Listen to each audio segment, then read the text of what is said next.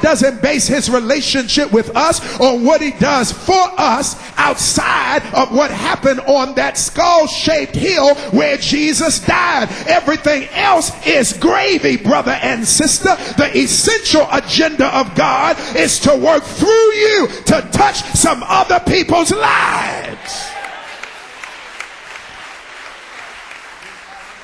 So listen to what Paul is saying. Paul is saying, now, if I want to brag, I got some stuff to brag about. I've been shipwrecked and I survived. I endured 40 stripes minus one and I'm still here. I've been in prison.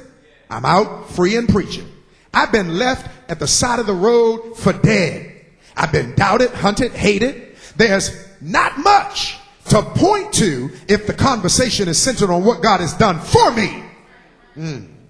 But it all changes when I think about what God has done through me.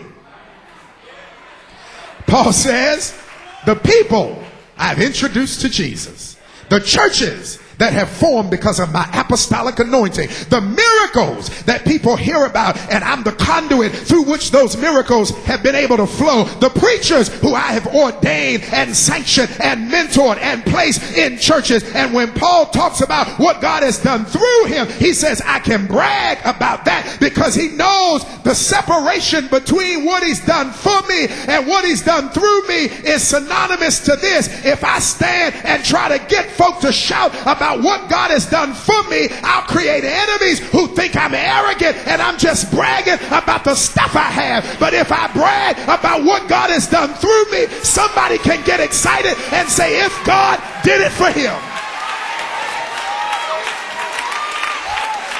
then God can do it for me. Hear me today, because listen to what I'm saying. Don't lose it, because I'm trying to teach y'all how to free your life from dissatisfaction. You ain't got to live depressed. You ain't got to compare your life to somebody else's and think you got the shorter end of the stick or the bad cards and how they were dealt. You can find real meaning in life. And this is going to teach you how to stop complaining.